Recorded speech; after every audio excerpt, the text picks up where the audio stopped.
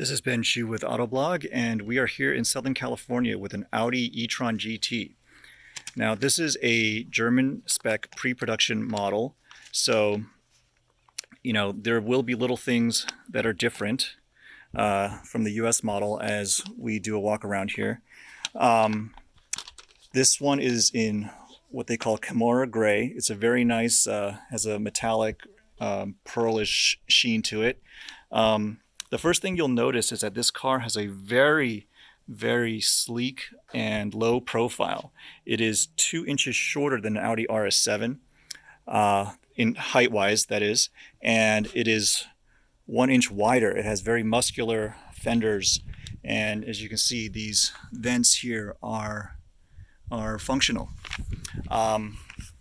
So let's take a look at some of the features. This is a charging port, standard one right here, but there's also another one on the other side which we will get to, and that one has DC charging as well. But first, since we're here, let's open up the frunk, which is activated right here. They tell me that is so that you don't accidentally push it while the car is in motion, and that's a good idea. So let's take a look at the frunk.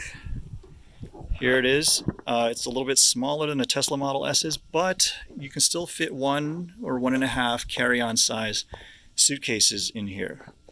Now, let's go to the right side. So here's the other charging port. This one has DC. There you go. Okay. Now, both of these cars are built on the J1 platform that is shared with the Porsche Taycan. The e-tron regular GT has 522 horsepower and 464 pound-feet of torque. Audi says it can go from 0 to 60 in 3.9 seconds. Now, over here, we have the e-tron GT RS.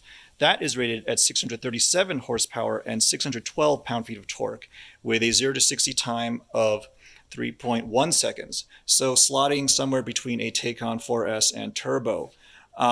So one of the biggest differences is that the RS will have the slightly larger tungsten carbide coated brakes.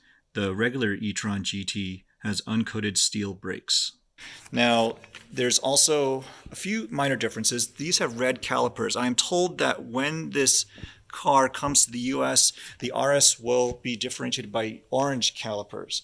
Of course, both cars have the 2-speed rear transmission, all-wheel drive, 4-wheel steering. Let's take a look at the interior. Now, this is the rear. It has a few differences. They tell me that some of this red on the stitching will be different in the US versions. Now, this car has a very cool Daytona gray with red interior color. And let's take a look at the interior, which is very nice. Everything is designed extremely well. There are carbon fiber inserts here, and you'll notice that the bottom screen is gone, which differentiates this interior from, say, an A7's. Instead, there's physical buttons for the climate control and the drive select modes and traction control and parking cameras and such. Here is your gear selector and on-off button. And here is the instrument display where you can scroll through various features.